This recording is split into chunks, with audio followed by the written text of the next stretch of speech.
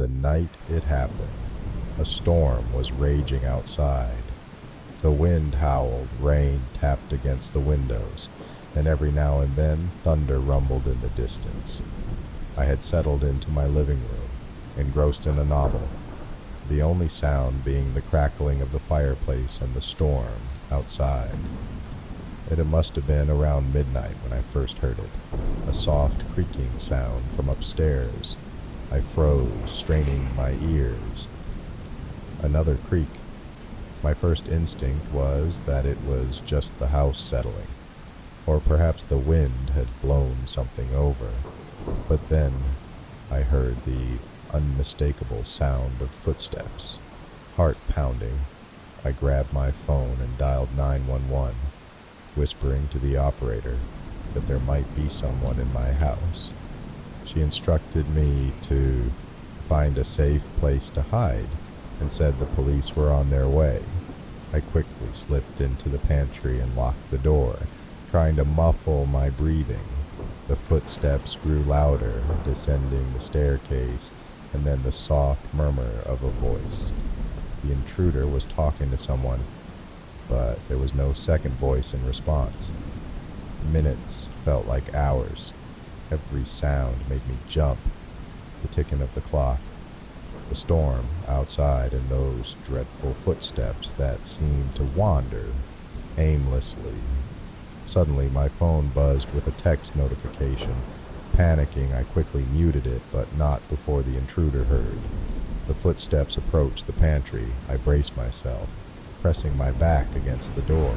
There was a momentary pause, then a soft chuckle, and the footsteps receded. Police sirens finally pierced the night, growing louder until they were right outside my house.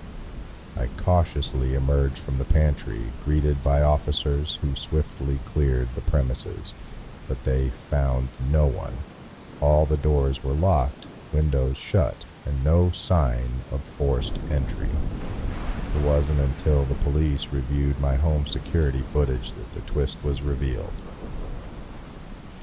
There was no intruder. The camera showed me reading, getting up, and hiding in the pantry, but no one else entered or left the house. The footsteps, the voice, everything had been a figment of my imagination, amplified by the storm and my solitude. But one thing didn't make sense. The text message I received in the pantry was real. I checked my phone and my blood ran cold. The message read, "It's all in your head, or is it?" And it was sent from my own number. The mystery of that night remained unsolved. The police concluded it might have been a technological glitch, but deep down, I couldn't shake the feeling that something unexplained had occurred. The line between reality and imagination had blurred, leaving me with more questions than answers. It was a Friday night, and the city outside hummed with activity. Living alone in my 2-bedroom apartment had its perks, but there were nights, especially like this one, where the silence inside felt more haunting than comforting. I had returned late from work, and the weight of the week had left me drained. After a quick dinner, I settled into my bedroom, cocooned within the warmth of my blankets, and soon drifted off. A noise jolted me awake. It sounded like a drawer being opened from my study. My eyes darted to the digital clock on my nightstand, which read 3:03 a.m. Thoughts raced through my mind. Did I leave a window open? Was it just the house settling? Trying to dismiss my rising fear, I told myself it was probably my imagination playing tricks. Then I heard it, the soft, muffled footsteps accompanied by a faint whisper. This wasn't my imagination.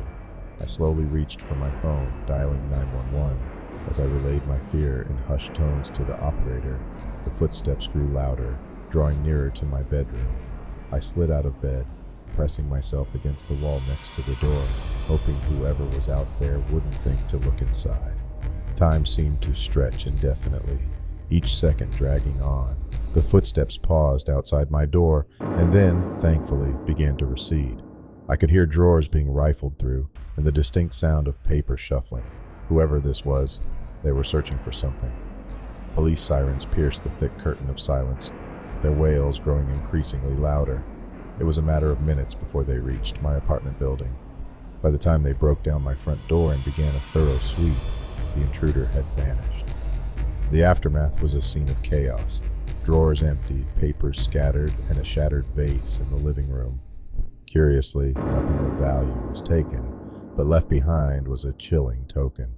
A photograph of me from a couple of years ago, marked with an X. The police never caught the intruder, but the incident left me scarred. Who was this person and what did they want?